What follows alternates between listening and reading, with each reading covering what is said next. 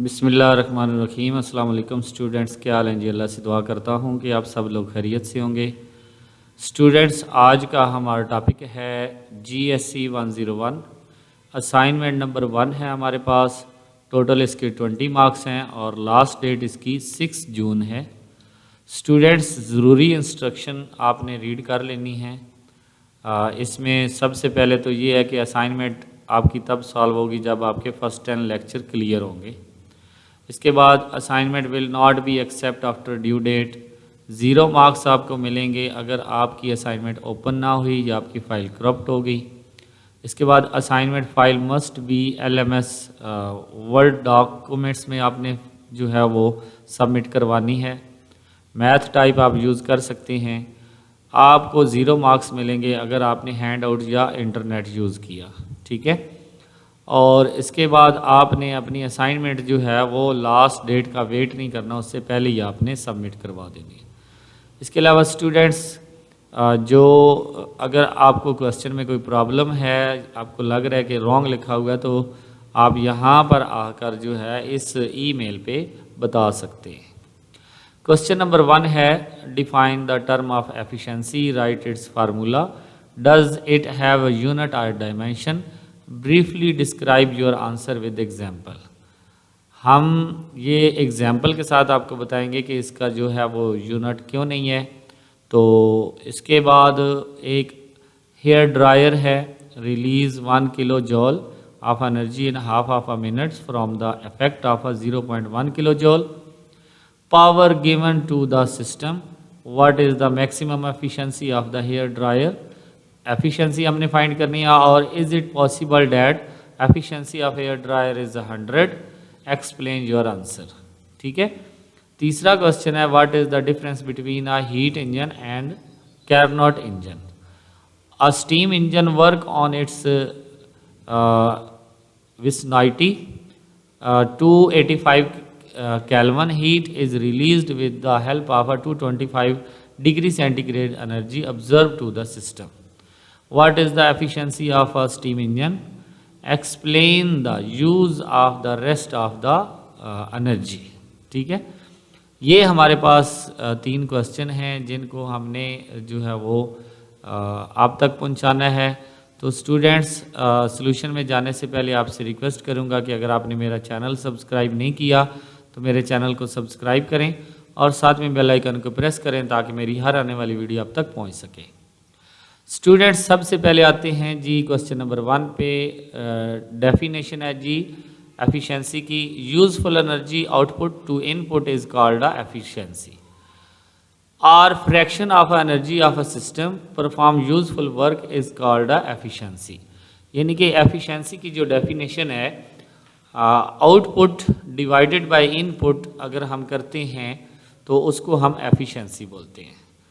इसका फार्मूला हमारे पास energy output divided by energy input multiply 100%। इसके बाद यूनिट ऑफ डायमेंशन, ना तो इसका यूनिट है और ना ही डायमेंशन है। Efficiency is a unit less quantity, it is the ratio of the output to the energy input, hence it has a no unit and dimension। वो कह रहे हैं कि ये एफिशिएंसी जो है ये यूनिट लेस है क्योंकि ये एनर्जी की एक फ्रैक्शन है, रेशियो है। तो जब सेम रेशियो होती है, जैसे ये एनर्जी है, एनर्जी का यूनिट जो है जॉल है, इसका भी जॉल है, तो जॉल जॉल से कट जाएगा तो एफिशिएंसी का कोई यूनिट नहीं रहेगा। इसके बाद ये क्वेश्चन नंबर 2 है, हेयर ड्रायर रिलीज़, इतनी एनर्जी वो क्या करता है, रिलीज़ करता है 1 किलो जॉल। और half of a minute, 1 minute में कितने सेकंड होते हैं, 30 सेकंड। 30 सेकंड में वो 1 किलो जॉल एनर्जी जो है वो रिलीज़ करता है और उसको दी कितनी जाती है, 0.1 किलो वाट एनर्जी उसको दी जाती है, पावर उसे दी जाती है। तो पहले तो इसको सॉल्व करते हैं। हमारे पास एनर्जी 1 किलो जॉल है, टाइम हमारे पास 1/2 आवर्स है जिसको हम 30 सेकंड लिखेंगे। और जो हमारे पास पावर इनपुट में है 0.1 किलो वाट है। पावर आउटपुट हम निकालेंगे, ये जो एनर्जी जितने टाइम में निकल रही है, एनर्जी डिवाइडेड बाय टाइम, ये हमारे पास पावर है। तो 1/30 जो है किलोवाट हमारे पास पावर आ जाएगी। ठीक है, अब हम एफिशिएंसी निकालेंगे तो आउटपुट डिवाइडेड बाय इनपुट करेंगे। आउटपुट हमारे पास 1/30 है, डिवाइडेड बाय 0.1 आ जाएगा। ये 30 ऊपर डिवाइड हो रहा है, नीचे अगर मल्टीप्लाई होगा तो जब मल्टीप्लाई करेंगे 0.1 से तो 3 आ जाएगा। अब हम 100 डिवाइडेड बाय 3 करेंगे तो हमारे पास जो एफिशिएंसी आएगी 33.3% आएगी। ठीक है, ये हमारा न्यूमेरिकल हो गया। अब इससे आगे कुछ क्वेश्चन और भी दिया हुआ है। What is the maximum efficiency of a hair dryer? Is it possible that the efficiency of a hair dryer is 100%? क्या ये पॉसिबल हो सकता है कि हेयर ड्रायर जो है वो 100% एफिशिएंसी दे? तो इसके लिए मैंने यहाँ पे लिखा है yes it is possible that the efficiency of a hair dryer is 100%. It is depend upon what portion of electricity used is for the heating element. यानी कि हम ये बताएंगे कि ये डिपेंड करेगा कि कौन सा पोर्शन जो है वो हीटिंग एलिमेंट को यूज़ कर रहे हैं। And what portion is use for a fan, और कौन सा पोर्शन फैन को चला रहा है। The heating element is a resistive load. जो हीटिंग एलिमेंट होता है वो रेजिस्टिव लोड होता है एंड इज़ 100% एफिशिएंट, और वो 100% एफिशिएंट होता है। The fan is an inductive load. जो फैन होता है वो इंडक्टिव लोड होता है और ये 100% एफिशिएंट नहीं होता। I imagine that in most hair dryer they are not putting super high efficiency motors into drive the fans, but I also suspect that the vast majority of the energy used will be the heating coil. So your overall efficiency will likely still be very high. यानी कि अगर energy जो है वो ज़्यादा से ज़्यादा use कर रहा है, जितनी उसे मिल रही है, तो वो 100% आउटपुट हमें दे सकता है। तो क्वेश्चन नंबर 2 भी हमारा सॉल्व हो गया। क्वेश्चन नंबर 3 है what is the difference between heat engine and Carnot engine. ये कार्नट इंजन जो है इसकी हम डेफिनेशन पढ़ते हैं। In heat engine heat is transfer from higher temperature level called source to lower temperature. यानी कि ये हायर टेम्परेचर से लोअर टेम्परेचर की तरफ आता है, लेकिन it is the ideal heat engine whose efficiency is maximum. इसकी एफिशिएंसी मैक्सिमम होती है, यानी कि ये जितनी एनर्जी इसको इनपुट में दी जाती है तकरीबन उसी के इक्वल जो है ये एनर्जी आउटपुट में देता है। In Carnot engine Carnot cycle is used. A Carnot engine ideal gas is working substance and all the dissipative force are absent. Okay, यानी कि एक्स्ट्रा फोर्सेस जो होती हैं वो एब्सेंट हो गई। इसके बाद इसमें जो न्यूमेरिकल दिया हुआ है, a steam engine work on its vicinity and 285 Kelvin. ये 285 केल्विन हीट इज़ रिलीज्ड।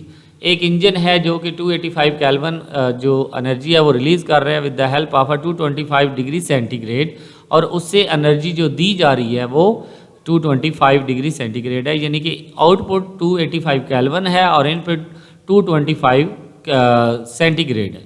इसकी हमने एफिशिएंसी निकालनी है और ये भी बताना है कि बाकी एनर्जी जो है वो किधर यूज़ हुई है। तो सबसे पहले तो हम आते हैं जी इसका पार्ट। पहले तो टी जो हमें दिया हुआ है टेम्परेचर सेंटीग्रेड में, उसको केल्विन में चेंज करेंगे तो हमारे पास फार्मूला होता है Tk is equal to Tc plus 273। इनको प्लस करेंगे तो 498 केल्विन हमारे पास आंसर आ जाएगा। 3 + 5 8, 2 + 7 9 और 2 + 2 4। अब ये हमारे पास जो इनपुट है वो 498 और जो हमारे पास आउटपुट है वो 285 केल्विन है। तो एफिशिएंसी निकालेंगे output divided by input, 285 divided by 498 multiply 100, तो 57.2% जो है इसकी एफिशिएंसी होगी। तो इसकी जो बाकी रेस्ट एनर्जी है यहाँ पे वो आपको बता रहा है steam engine and turbine operate on the Rankine cycle which has maximum Carnot efficiency of 63। ये हमारा आंसर 57.2 आया है, तो इसकी 63 भी हो सकती है और कम से कम 40% भी हो सकती है। The efficiency of a steam engine is primarily related to the steam temperature, pressure and number of stage or expansion. इसका जो तल्लक होता है वो टेम्परेचर पे होता है, प्रेशर पे होता है और बहुत से स्टेज पे होता है। Steam engine efficiency improve, steam engine efficiency को इम्प्रूव भी किया जा सकता है। और जो लेफ्ट एनर्जी होती है उसको हम कहाँ पे यूज़ करते हैं, जो रेस्ट में the steam engine hot steam usually supplies by a boiler expands under pressure and part of a heat energy is converted into work. बहुत सी एनर्जी जो है वो तो वर्क में यूज़ होती है, कुछ एनर्जी प्रेशर के लिए, कुछ एनर्जी बॉयलर के लिए। रिमाइंडर ऑफ द हीट में बी अलाउड टू एस्केप, और जो बाकी एनर्जी होती है उसको निकाल दिया जाता है या फिर उसको एफिशिएंसी बढ़ाने के लिए इस्तेमाल किया जाता है। ठीक है, तो ये हमारे पास टोटल जो है ये असाइनमेंट थी GSC 101, असाइनमेंट नंबर 1 है। तो स्टूडेंट्स, अगर आपको 100% करेक्ट सोल्यूशन चाहिए तो आप हमारे व्हाट्सएप नंबर पे विज़िट करें, हम आपको बहुत ही कम प्राइस में जो है वो इसका सलूशन देंगे। स्टूडेंट्स, अगर वीडियो अच्छी लगी हो तो लाइक और शेयर ज़रूर करें। इंशाल्लाह नेक्स्ट किसी और वीडियो में हाज़िर होंगे, तब तक के लिए इजाज़त दें। अल्लाह हाफिज़।